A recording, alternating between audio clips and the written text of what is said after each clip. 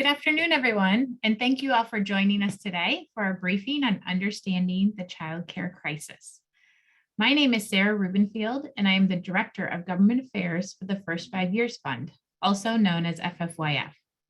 At FFYF, we work to ensure all children from birth through age 5 have equitable access to affordable, high-quality early learning and care that supports healthy development and helps our youngest learners achieve their full potential in life and school.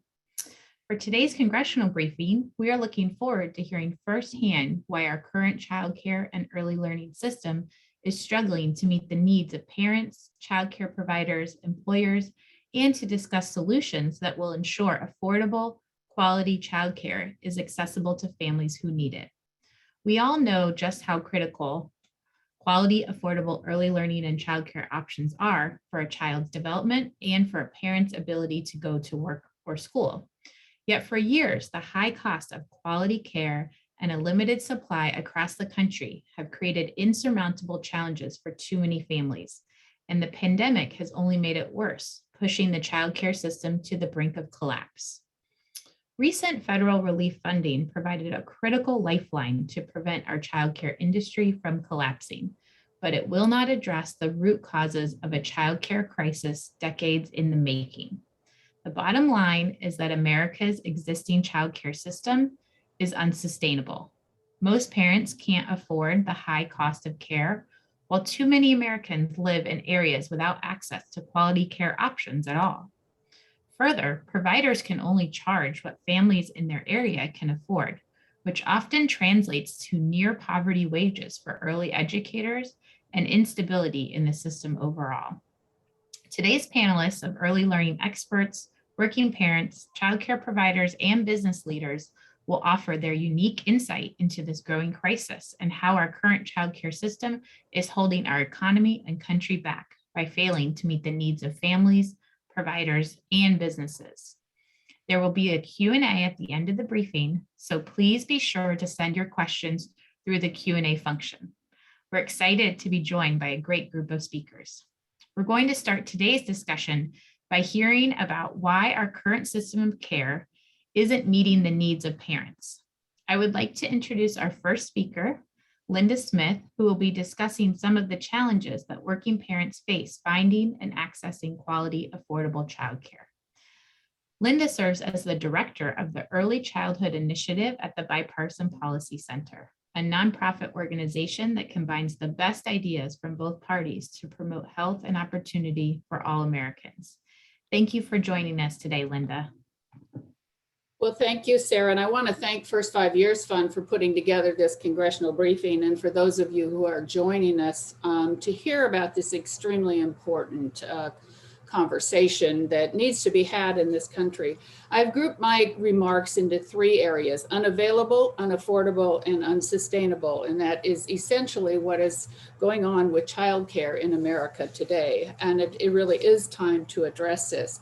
So I want to start out by talking a little bit about why, what we have been doing around the childcare gap and the availability. We are going to post in the chat, I already have some briefing slides that will give you the data that I'm going to talk about on the slide, and then point you to where you can look at some of this.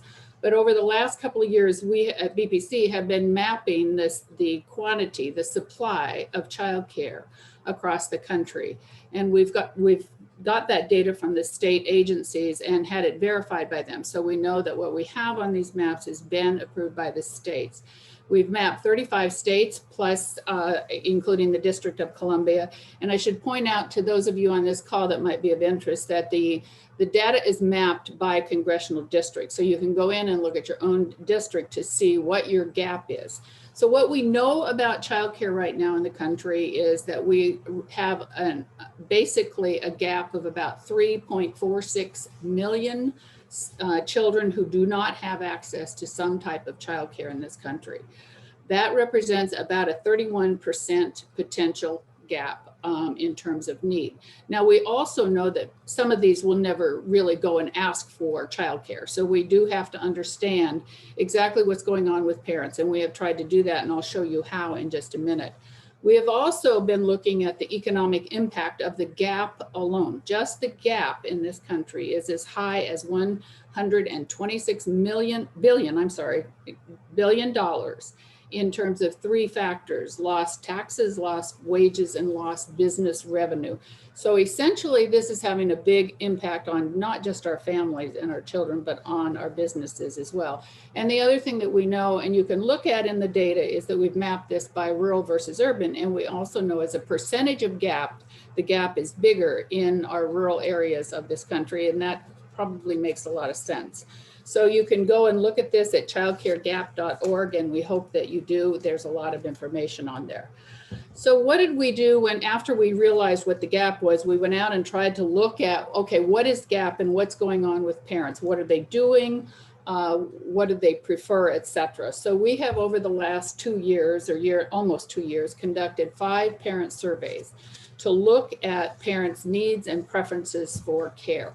And what we found are not surprising, probably to a lot of you who are watching this, that childcare is by and large unaffordable for our families, that half of all parents say that they have trouble finding childcare within their budget.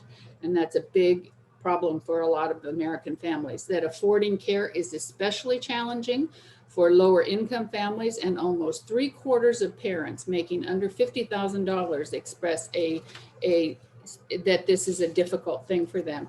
And then lastly, just looking, we've been asking parents over the last several surveys about how much they can afford. And it is clearly that most parents in this country can afford no more than $200 a week, and a fair number of them much less than that. And again, all this data is in our survey work that you can find on our website. In terms of the unavailability issue, a couple of things we have learned over the last survey that we did, that over 1/4 of our parents need care during non-traditional hours. And I think this is one of the things that we're going to have to start to look at. And that includes a lot of our service industry, but it also includes 44% of our healthcare professionals. So as we know, hospitals work round the clock. So it's important that we begin to look at the hours of care that we are providing through the childcare system and incentivize childcare providers to meet that need.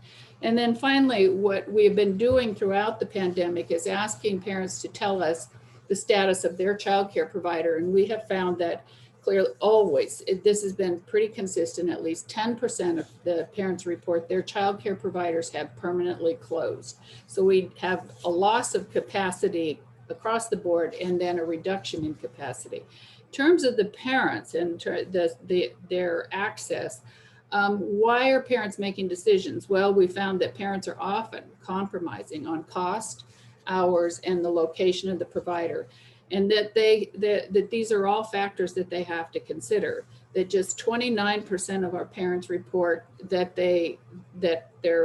what they were using at the beginning of the pandemic is open right now without any changes to hours or capacity. So in other words, where parents were going, they either have reduced ratios or they have reduced capacity because of the pandemic. And that's very recent data. And we were a little bit interested in some of what's behind those numbers. That 57% of parents said childcare responsibilities have impacted their ability to work over the last month, including almost 1 in 4 who said it had often or always impacted their work. And we have some data in that particular survey about just how many hours of work they're missing. And it gets back to that loss of revenue for our businesses if parents just can't show up because they don't have childcare. And then finally, looking ahead, we're looking to what is going to happen with work in the future, and looking at what parents are telling us. 60% say they want to work remotely at least part of the week, including about almost 30% who want to work full-time remote. That doesn't mean they don't need childcare. It will impact where they choose to have childcare, because the likelihood will be closer to home than not. So in closing, the final thing I'd say is, in all of our work, we have found this issue to be a very nonpartisan, bipartisan issue, that 96% of liberals and 88% of conservatives agree that working parents deserve access to high quality care in this country.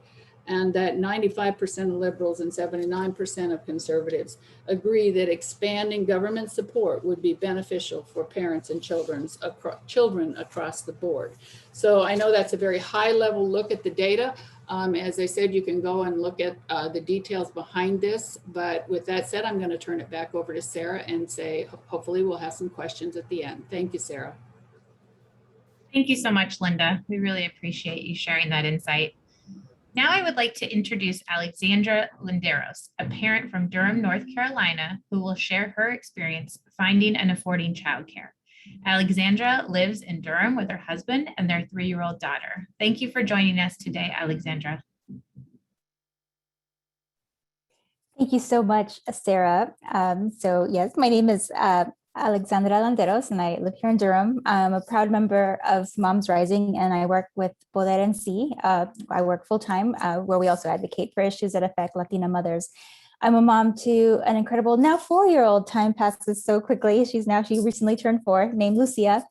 Ever since she was born, our pandemic started 4 years ago, it feels. We've struggled with the high cost and low availability of quality childcare. And over and over again, this lack of childcare or affordable childcare has limited our income and thwarted our careers. So I know firsthand why it's so urgent that we invest in our childcare system and build a robust childcare infrastructure so that parents don't find themselves constantly in this weird loop that we found ourselves in constantly, so that parents can go to work and school, especially where they don't have the support of extended family or have limited income opportunities. So I appreciate the chance to share my story today. When my daughter was born, my husband was in graduate school and I was working full-time at a small nonprofit theater. We were put on a long wait list for childcare, financial assistance. In the meantime, there was no way with my modest nonprofit salary to cover the extremely cost of childcare. She had 2 surgeries in the first year and a half of her life. My husband was forced to leave his graduate program to be a stay-at-home dad. That was not what we planned, but that's what we needed to do.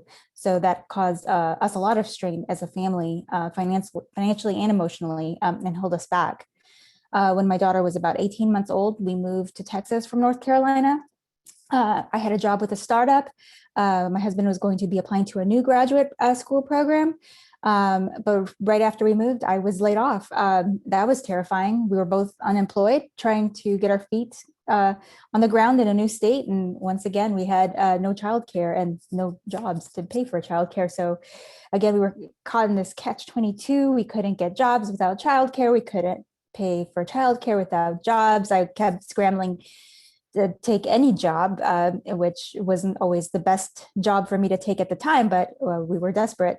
So I ended up in a really unique arrangement, which I am fortunate.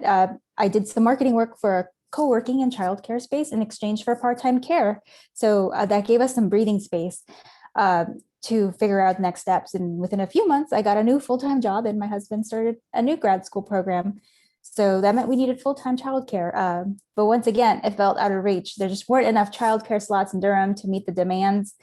There were so many programs with wait lists and they were over $1,500 a month. We just couldn't afford that.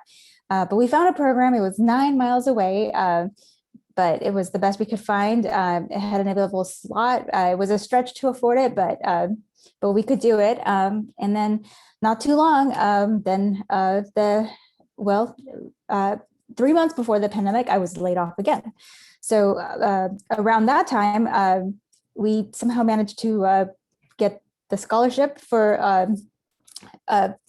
childcare assistance. So it made us possible to keep her spot while I looked for a new job. But then I found a new job and the pandemic hit, and that added a whole new layer to our childcare struggle. So we pulled our daughter out because we were worried, like many parents, about the safety of the pandemic. I increased my hours temporarily at this new job, but that pushed us just over the income limit. So we lost the childcare scholarship. So we just, in the end, no scholarship. My job was flexible enough. I was able to keep her at home. We were burning the candle at both ends. It was exhausting. I don't even know. It was such a blur those months. It was so exhausting. At the end of last summer, I found a job that paid well enough that we could cover the cost of childcare. And although it still stretches our budget, but when that happened, it was like a miracle. We found a nearby preschool that was affordable, with a low teacher to child ratio. We were very nervous about sending her back during a pandemic, but we didn't have a choice. We somehow requalified for the scholarship because they increased the limit due to extra funding available during the pandemic. I wish this extra funding was available all the time, not just during a pandemic, and in a consistent manner for families who really need it when they need it. I'm so grateful for the tireless work of the staff at our daughter's preschool for keeping everyone safe. As you can hear, my story had a lot of twists and turns. Sometimes it's hard for me to even tell it because I can't keep up with it. And I know so many families can relate to these challenges. It's just this complicated game of chess for us. So there's a structural problem that has existed long before the pandemic, and families like mine are counting on Congress to fund the care infrastructure we need. It would be a huge win for children, families, and businesses and our economy. And as a Latina mom of a daughter recently diagnosed with autism, it's also important to me that programs are well equipped with the training and resources that they need for early intervention to be culturally responsive and inclusive. And I want providers to be compensated fairly because it's difficult and it's really important labor. So I hope Congress makes solving the childcare crisis in this nation a top priority. I know it's a top priority for families like mine. Thank you. Alexandra, thank you so much for sharing your personal story and for highlighting the challenges that many parents across the country face. We really, really appreciate it. Thank you. Now we are fortunate to hear from childcare providers who serve in a variety of settings about why the current system of care is unsustainable. First, I'd like to introduce Carolina Reyes, who is the owner of the Arco Iris Bilingual Children's Center in Prince George County, Maryland. The center is a bilingual childcare center that serves a diverse group of families and children in a full-time and part-time capacity. Thank you for joining us today, Carolina. Thank you so much. Hello, everyone, and thank you so much for joining us today.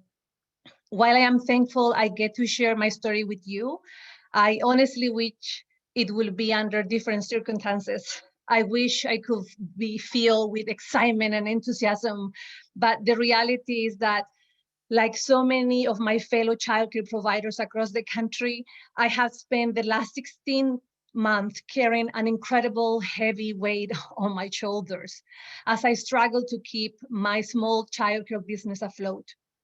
You see, I am a proud immigrant who 7 years ago fulfilled a dream to open up my own business, Arco Iris Bilingual Children's Center. I felt honored to join the millions of primarily Black, Brown, and immigrant women who have taken similar steps in opening their own childcare programs across the country. I have always known my passion was in early childhood education and providing young children a high quality, safe environments where they could be academically, socially, and emotionally ready for kindergarten. I knew then, and I still know now, that childcare matters, that my work is essential to our society, and that we are the invisible but very important backbone of our country's economy. Building on 23 years of experience as an early childhood educator, I grew Arco Iris Bilingual Children's Center to serve more than 45 families who trust me to provide high quality childcare and bilingual education to their children. Thanks to my incredible staff of early childhood educators, we were able to serve 62 children from ages 2 to 5 to do just that. Of course, this was all before the COVID-19 pandemic. Since the pandemic started, I have faced a period like no other. I have fought through what feels like endless struggles as I try to remain viable. To comply with mandates from our governor, I shut down my center on March 13, 2020. For 5 months, we remained closed as number spikes. By the time I was able to reopen in August of 2020, I had lost 60% of my teachers and our enrollment was down by 75%. Regardless, I persisted. I converted one of our classrooms to serve school-age children, including my own, who needed help with distance learning. Yet, that wasn't enough. I continue supporting the 4 families and 6 children who were enrolled in my program as part of the childcare subsidy program. Thanks to changes made during the pandemic, I continue to be paid for these children even when they were not in attendance. I also continue to invest in promoting my business with hopes I could attract other families while retaining the families I was serving. However, many of the families at my center come from different economic backgrounds, and there were many more families I served who weren't on subsidy. They depended on their daily working wages to afford childcare. Once a family member got sick with COVID-19, they were not able to pay. They had no economic system of support. As a consequence, I kept losing families. I attempt to recruit staff to be part of my program, but most of it was in vain. Staffing shortages were a big problem for many childcare centers, including my own, before the pandemic, but the pandemic only worsened and deepened this problem. Many teachers left our industry because they were worried about risking themselves and their families working a job that is not able to provide them with health benefits. The first PPP loan I received was able to help me to retain some staff, yet once the money was gone, many of my educators were unwilling to return to work. They are driven away by the low wages, the lack of benefits, and the profound realization that while they are told they are essential, they are not respected and valued by our society. Every day, I confront these challenges, working to turn things around, yet fearfully aware that bills were piling up. I was falling behind on rent, and I had barely any revenue to pull from. Then I was issued yet another devastating blow. The owner of the property I was renting from gave me an ultimatum to vacate our building space. I was devastated. After 7 years building up my small business, I am forced to start from scratch. However, I refuse to give up. I had applied for an EIDL loan in the amount of $150,000 in the event of a serious financial setbacks. You see, I now have to use it to get my program back and running. I took on this additional debt even as I worry whether my second PPP loan is about $16,000 will be forgiven. Like I say, I refuse to give up. I have already spent $18,000 on rent at a new location where I have yet to make any income. I continue to try and make a path through this, but I can't continue to do this alone. My colleagues and other members of the childcare sector cannot continue to do this on their own. I am afraid that if things continue like this, we will see even more childcare programs closed down, and the burden of disclosures will fall on the primarily Black, brown, and other women of color that have stood up this sector for decades with their poverty level wages. Many of us simply do not have the financial security to keep fighting through this without additional help. We urgently need Congress to solve childcare by providing a substantial and significant investment in this sector. Through this investment, you can finally say loudly and clear that childcare is essential in our society.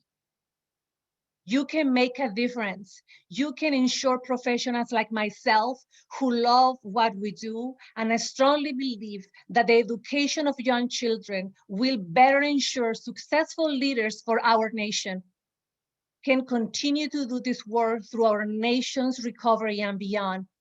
Now is the time to make a transformative difference. My early childhood colleagues, my families, my children, my teachers, and I all need you. Thank you so much for your time today and listening to my testimony. Thank you, Carolina. We appreciate you sharing. Now I'd like to introduce Jeralitha McDonald, who will be sharing additional insights into some of the challenges family childcare providers face. Jeralitha is the Senior Manager of Membership and Volunteer Affairs for the National Association of Family Childcare, and owned and operated a family child care center, Nurturing Gifts, Infants and Toddlers Center, 18 years. Thank you for joining us, Jaralitha. Hello, Sarah. Thank you for having me. I really appreciate being here today. My name is Jaralitha McDonald, and I'm from Arlington, Texas. I am the Senior Manager of Membership and Volunteer Affairs for the National Association for Family Childcare. I was a family childcare provider until this past winter. I practiced family childcare in my home for the past 15 years. At the National Association for Family Childcare, we are led by the field and driven by the field, and we are about promoting the power of family childcare. Family childcare is the business of practice of early care and education from the childcare executive's home. We have members in every state, a growing network of state representatives connecting with family childcare educators, and a team of state associations that support the field. So let's talk about what's happening and what needs to happen. Healthy childcare happens in the context of relationships with trusted adults.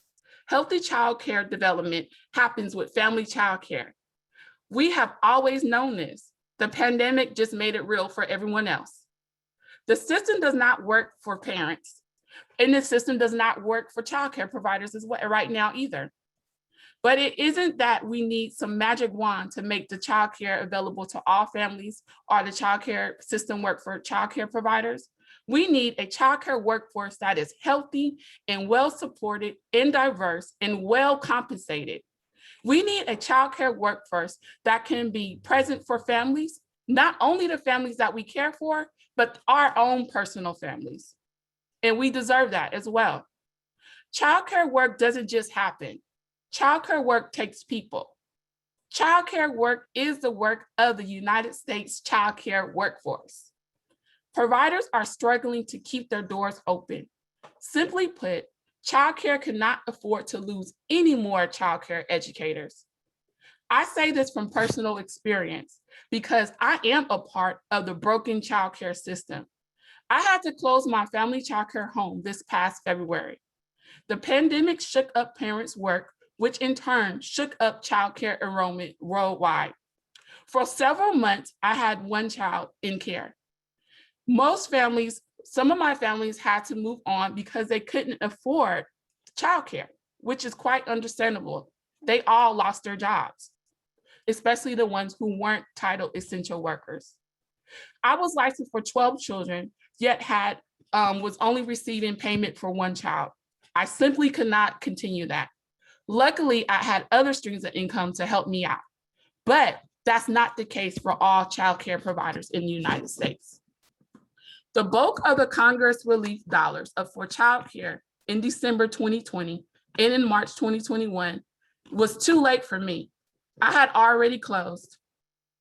Thankfully, I was able to find another job in a field where I can continue to contribute to the family childcare workforce.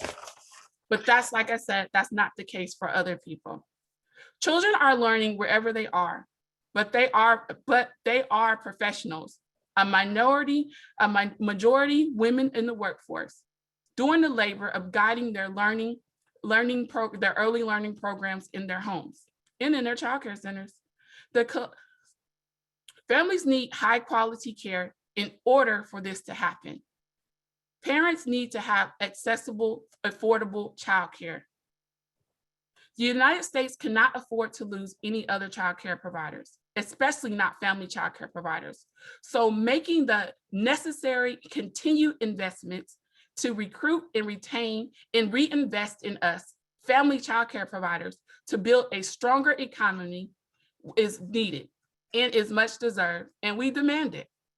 Family childcare providers did everything they could do to keep their doors open. The doors of their homes, where their families live as well during the pandemic. Many stayed open despite losing money, and many took on debt doing so. And on top of that, many of us risked our lives, doing what we love best, caring for children.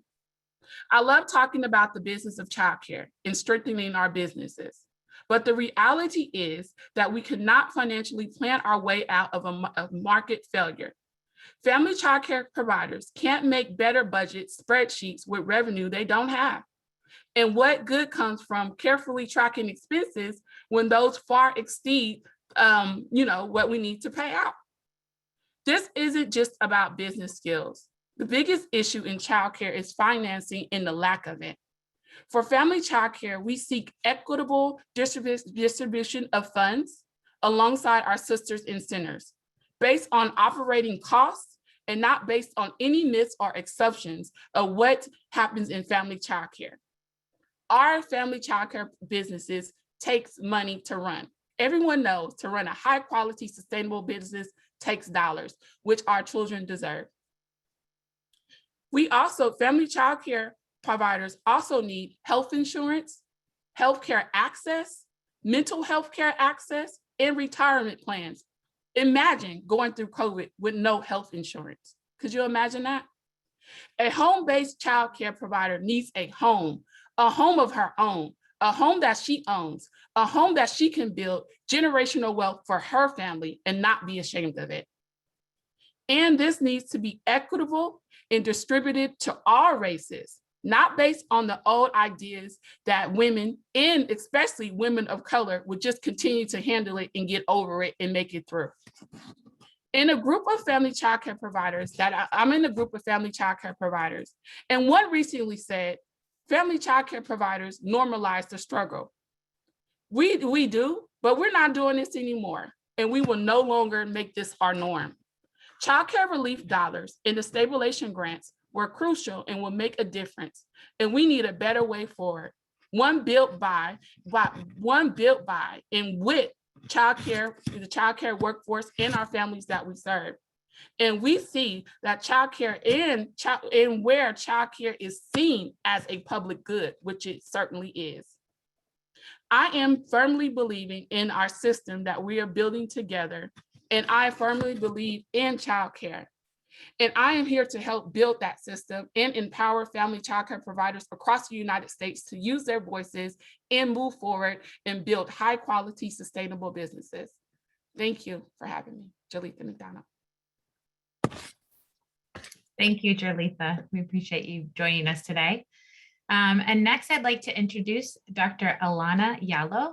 Dr. Yallo will be sharing some of the challenges experienced in the childcare system from the perspective of a nationwide childcare provider.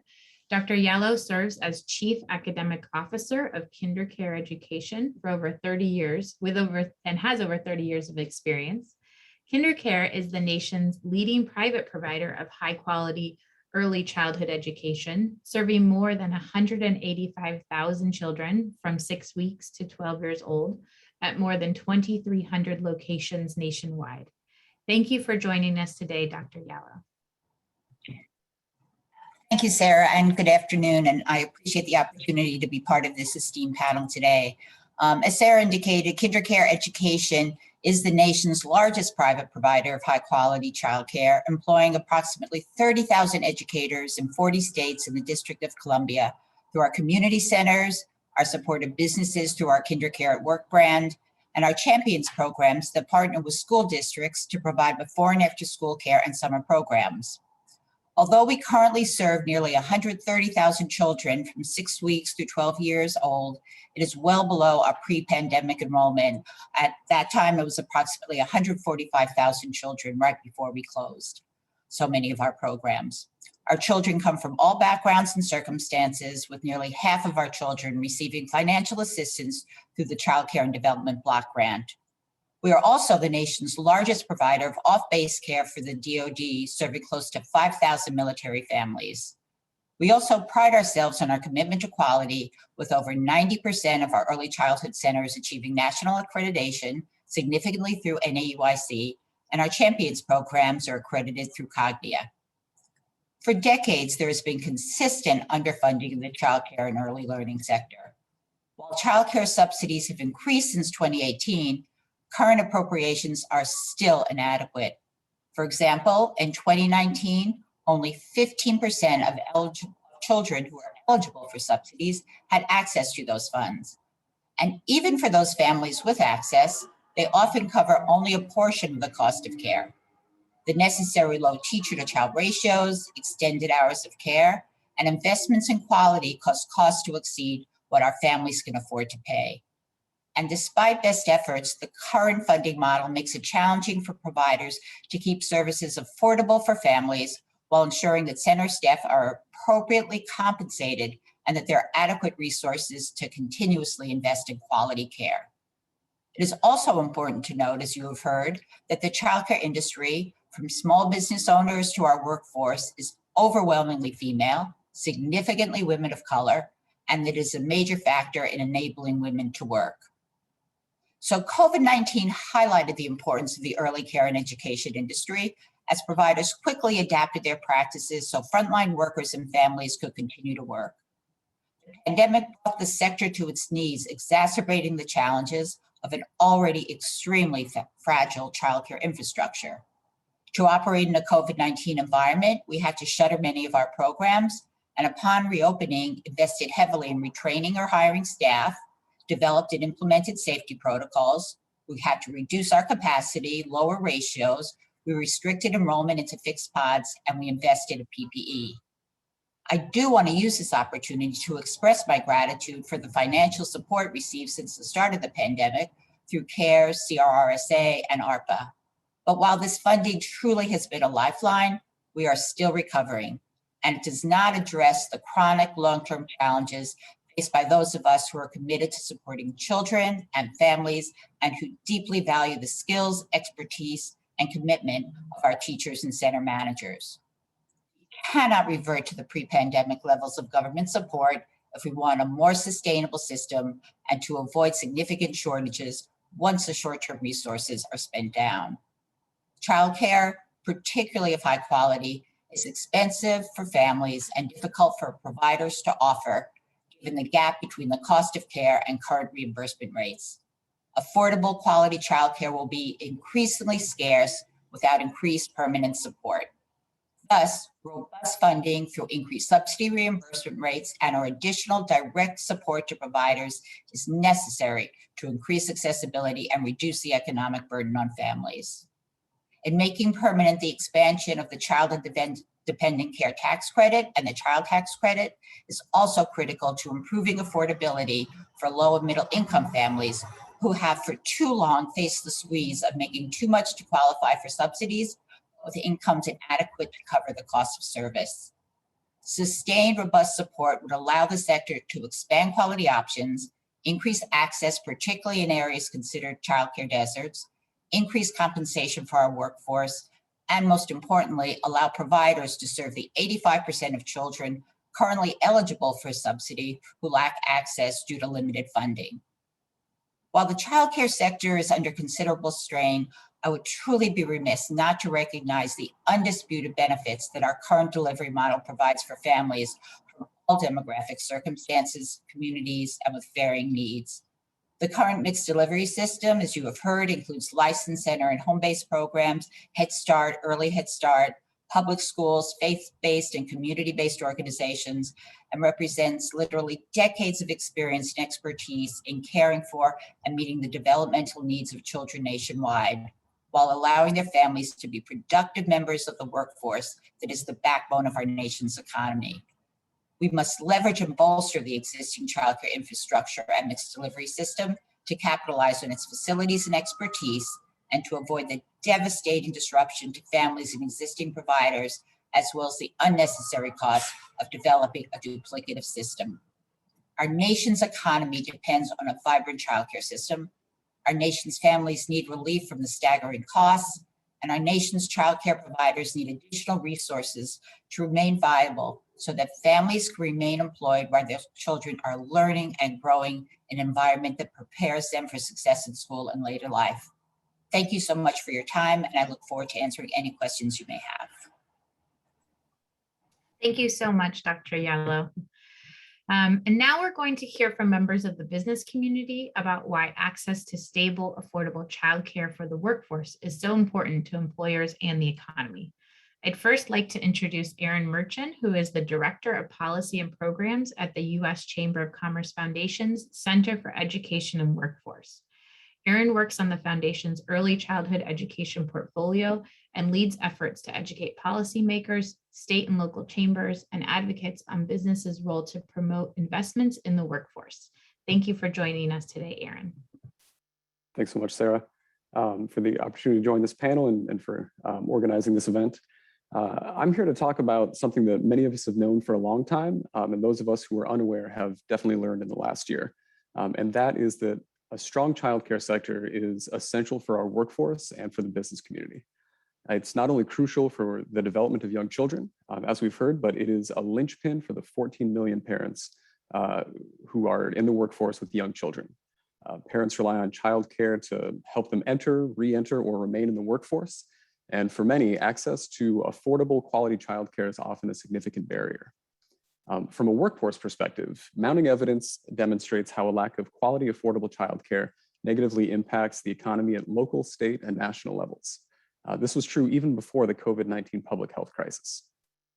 Likewise, a strong childcare system helps businesses retain a strong workforce, improve employee productivity, and attract new employees. There have been several states, Louisiana, Maryland, Georgia, Washington, and Indiana, who conducted reports to quantify the economic activity lost due to breakdowns in childcare. And they each found, they found that they each lose about $1 billion annually because of these childcare breakdowns. And so, building on the work of those states, the U.S. Chamber of Commerce Foundation partnered with the business community and early childhood partners in 4 states, Idaho, Iowa, Mississippi, and Pennsylvania, in an effort to understand just how much these breakdowns cost these states from different areas of the country.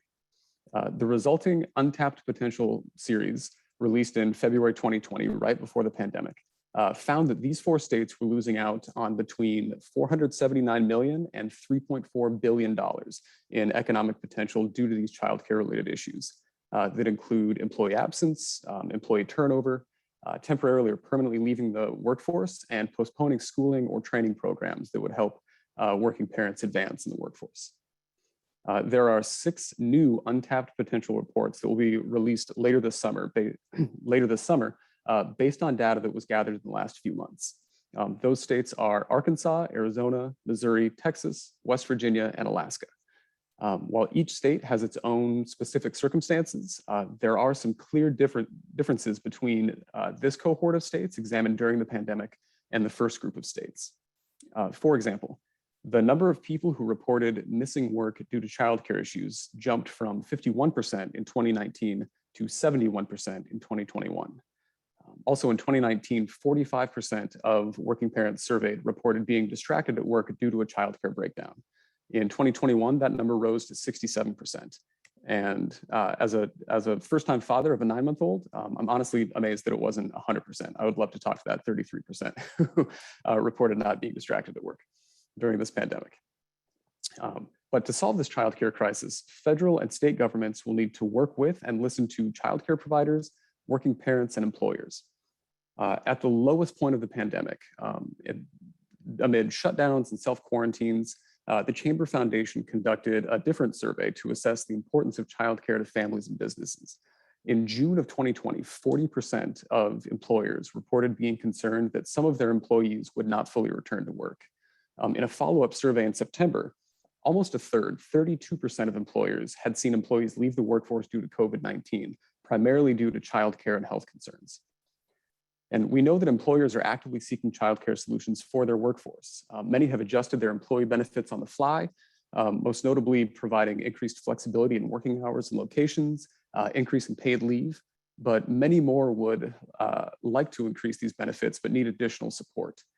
In that same survey from this last fall, the Chamber Foundation found employers largely hesitant to commit to providing an increased investment for childcare needs, especially among small employers for obvious reasons. And this was due to the belief that they don't have the funds or the resources or the knowledge or infrastructure necessary to provide those additional childcare benefits to employees. But 49% of employers reported that they would be likely to provide additional childcare assistance if there was a government supplementary incentive. And so before the pandemic, the childcare sector operated on razor-thin margins, and they did so while providing an essential service. In the last year, we've seen the devastating effects on children, on families, the economy, on employers, when quality, affordable childcare is unavailable.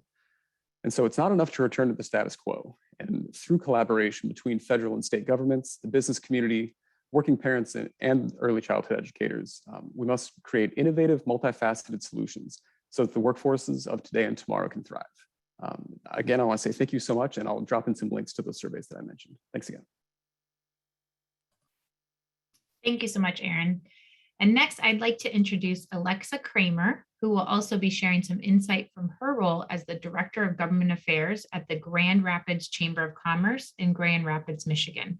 Alexa also provides policy and logistical management for the West Michigan Policy Forum, an affiliate organization of the Chamber comprised of business leaders in the West Michigan area.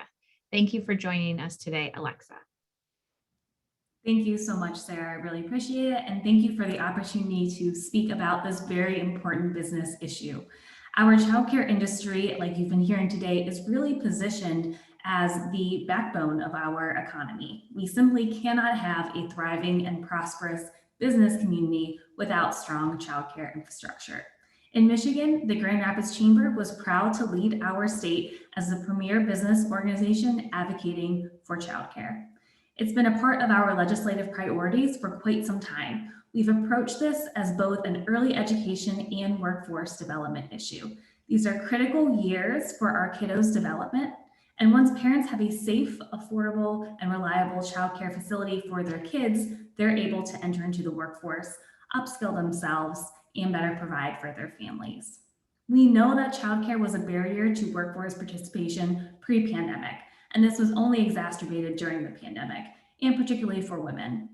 Back in 2019, the Grand Rapids Chamber worked to elevate the business voice in childcare by pulling together a statewide coalition comprised of business, key state leaders, legislators, research, and children advocacy groups, with the goal to really focus on one issue area at a time to move the needle. Through the pandemic, the coalition developed and secured funding for an innovative nation-leading pilot that splits the cost of childcare between state, family, and business. We called it TriShare. This public-private partnership, we believe, is critical in order to address affordability, access, and quality. This is just one example of business stepping up and becoming a part of the solution to this very complex policy issue. There is still so much work to be done. Members overwhelmingly have cited childcare as a barrier for their employees. In fact, members are reporting a large number of no-show employees specifically saying, "I just can't find someone to watch my kids." In a recent study of West Michigan employees, over 85% of respondents agreed with the statement, "It is difficult to pay for childcare." Over 70% agreed that it is difficult to find childcare. I'm going to go ahead and pause for a second because those numbers are so alarming. Business community stands ready to be a part of the solution, but it will take all of us and significant buy-in from Congress to create a stable system that meets the needs of children, providers, families, and our businesses. Thank you, Sarah. Thank you so much, Alexa. And finally, I'm pleased to introduce Hugh Weiss, who is the President and General Counsel of DSM North America, a global leader in life sciences and material sciences. DSM is a company of over 23,000 employees worldwide with 12 billion in annual sales. Hugh also serves as co-chair of the Ready Nation CEO Task Force on Early Childhood. Thank you for joining us today, Hugh. Thanks for having me, Sarah. You know, this has been such an engaging, compelling webinar. I'm like almost want to sit back and listen some more rather than contribute myself. But this is such an important issue to the business community. I am compelled to share some of my experiences and some of my suggestions. As you mentioned, I am the co-chair of the Ready Nation Task Force. It's a subset of the Ready Nation, which is a network of 3,000 business executives that operate in a bipartisan way, a cross-industry way to help improve policies, practices for childcare, to help improve American competitiveness going forward. And we've heard from all the folks speaking today what a compelling and important issue this is. And, if you're paying any attention at all, you know that, here in the United States today, we're facing some immediate economic headwinds as a consequence of not being able to find enough folks to work. And one of the major reasons we can't find enough folks to work is the lack of available and affordable childcare. And this is not a new situation. This is just one that's brought to the forefront as we come out of this pandemic. And if we don't address this in a more durable and sustainable way, we are going to seriously undermine American competitiveness going forward. And I was very moved by Alexandra's story. I've heard that story too many times in the past. I've spoken to too many of our own employees in the past who've turned down promotion opportunities or development opportunities because they didn't have access to childcare. And recently we moved to a hybrid working model. So coming out of the pandemic, we said we're not going to bring everybody back to offices full time. We're going to move to a hybrid working model where they'll be in the office a couple of days a week, be able to work from home a few other days a week. And I expected some pushback to this from folks who might have anxiety around the virus, who might have anxiety around re-socializing with employees. But the number one issue by far was anxiety around being able to find childcare and to find affordable childcare, even in a hybrid working model. And so for me, this has become an incredibly critical issue for DSM, where almost immediately we began to impanel working groups of working parents to have conversations around what can we do better with respect to policies, what can we do better with respect to parental leave issues, what can we do better in trying to work with the community to make childcare available where we have our different operations. And it's been a challenging issue for us as a company. I have a lot of suggestions from literally dozens of working parents in DSM, and many of those we hope to put into practice very soon. But this is a major economic headwind for the country. You heard both from Erin and from Linda a little earlier the economic consequences of a lack of childcare. Ready Nation in 2019 did a report which was focused just on toddlers and infants, 0 to 3 years of age, and found that the cost of the economy was $57 billion annually in terms of lost productivity, lost wages, and lost taxes. And as Linda mentioned, that number is exponentially higher when you take into consideration children in the age groups of 4, 5, and 6. As Linda also mentioned, the majority of parents have a great deal of difficulty accessing childcare, accessing affordable childcare, have turned down promotions in the past, or turned down job opportunities in the past because of a lack of access to childcare. And these things just aren't sustainable if we want to continue to grow our economy. And so, we're very grateful that the government stepped in with emergency relief to help essentially rescue the childcare industry during the course of this pandemic. That's not enough. We really do need to see more and greater investment, durable changes to policies and procedures, and a couple of things I think that we can work on are, getting policymakers to suggest to state agencies that perhaps they work more closely with the business communities, big and small. Trying to find ways where the business community can make referral networks to childcare providers available to their own employees, can make childcare available in their own facilities to employees. Perhaps even working out mentoring programs between business leaders and those standing up new childcare facilities, so that we have the capacity to transfer some knowledge and know-how. Working with small business administrations to make the process easier, to get small business loans, to follow all the regulatory requirements, so that we have greater more childcare facilities going forward.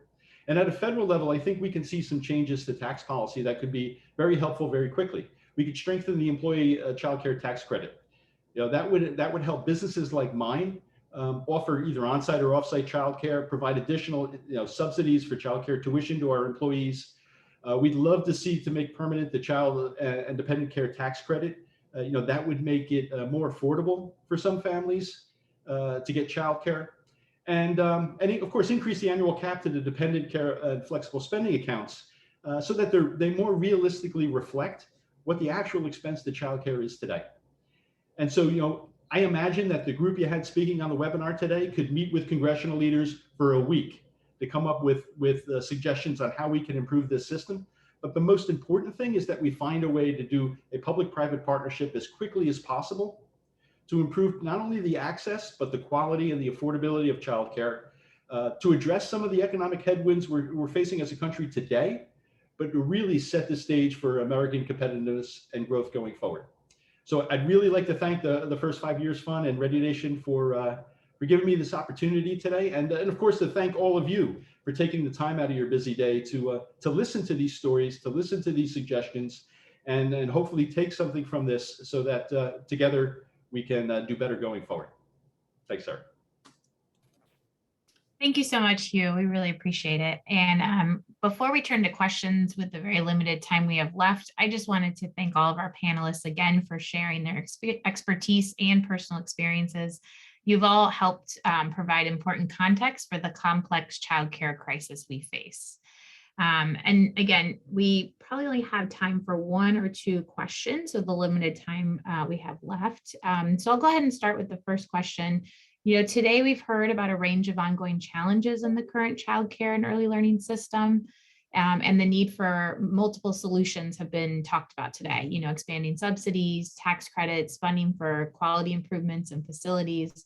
I'd like to ask the panelists to elaborate on why it's important for Congress to take a comprehensive approach to improving our system of care rather than focusing on one or two of these solutions. And I'll open it up to any of our panelists that would like to answer that question. Sarah, this is Linda, and I would jump in on one thing. I think that, you know, there are a number of things being considered right now, and one of them is this sort of conversation we're having between pre-K and childcare, and the need, I think, for us to understand that for many working families, and in our most recent survey, 73% of all parents said that they need a pre-K program in their childcare setting because of the access issues. So I think there's a number of conversations going on, but this community-based setting issue is very real. If we don't do community-based settings, then we will further destabilize the childcare system in this country. So I know we have some childcare providers on this program, and I would suggest that, you know, that they really, you know, hopefully they'll jump in on this and answer that question, because this is all about stabilizing and growing, not destabilizing and reducing what we have in this country.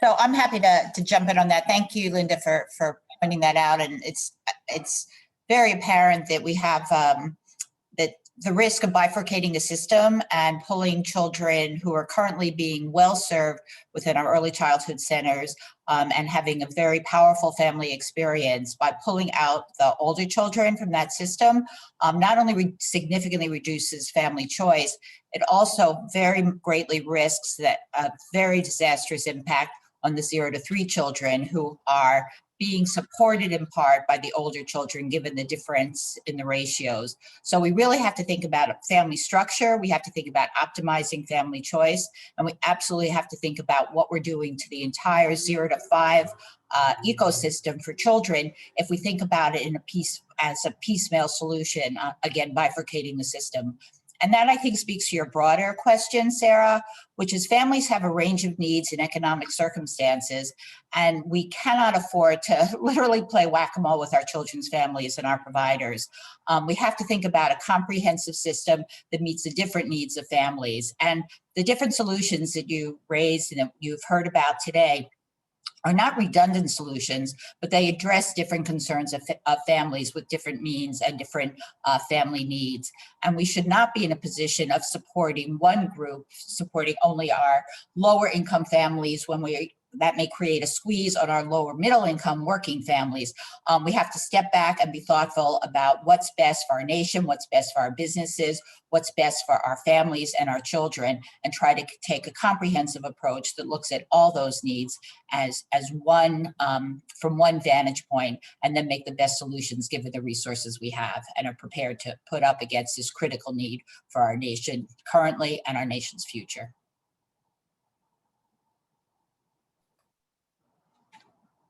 Thank you, and thank you to you both for raising the importance of a comprehensive mixed delivery system from birth through age 5. I think it's a really important point.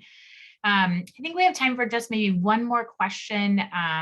Let's see. We've heard today about how families have continued to struggle to find and access the quality care that they need. How can Congress best address some of these longstanding issues of supply to ensure that families can access the care they need when they need it? I'm not sure who would like to go first on that question. Oh, I think you're muted, Jarlitha. I would say simply by addressing the needs of the childcare workforce. Without the childcare workforce, families cannot have childcare at all. Business will not be able to thrive. Families are just as important as the childcare workforce, but without us, we can't move forward. So properly investing in the childcare workforce, and when I mean investing, I mean like making sure that they are okay, that we have some types of health insurance. I know we are business owners, and business owners are responsible for providing health insurance for their employees. But like I said earlier, childcare is a public good. So if we can invest and care for the childcare workforce just as much as we care for the children that we care for, it will be some natural change, and family and childcare business can therefore thrive and do what they need to do to serve the families and children. So without attention and significant investment in the childcare workforce, ongoing investment in the childcare workforce, their families will continue to look for childcare. Families will continue to have to pay high prices for childcare, because childcare, everyone knows, high quality childcare takes dollars. So investment, direct investment, immediate investment in the childcare workforce, ongoing investment in the childcare workforce is needed, and that will help solve the problem. And also making sure that they're listening to the childcare workforce and including us at all tables, local, state, and federal. That will help. Great, thank you for commenting. Anyone else want to comment on how best to address the issue of supply? Well, I will definitely support exactly what my colleague just said. We are all working together. We need to understand that childcare is about families, children, and the workforce. We are individuals who devote our time and our education to make sure that we provide high quality settings for our families. So if we want to continue providing this, we must concentrate on providing access for all families, not just the low-income families. And just want to add as well that the investment has to start at birth. Our early childhood education begins at birth. Many states I have noticed that invest mostly in 3 years old and above, but please keep in mind that childcare starts at birth, and we need to concentrate to be able to provide access to all our families, all of them. And don't forget as well our immigrant community and our undocumented families as well. Thank you.